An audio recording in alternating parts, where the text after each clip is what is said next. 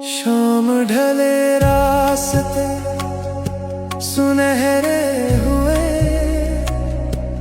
धूप के धागे बिखरने लगे।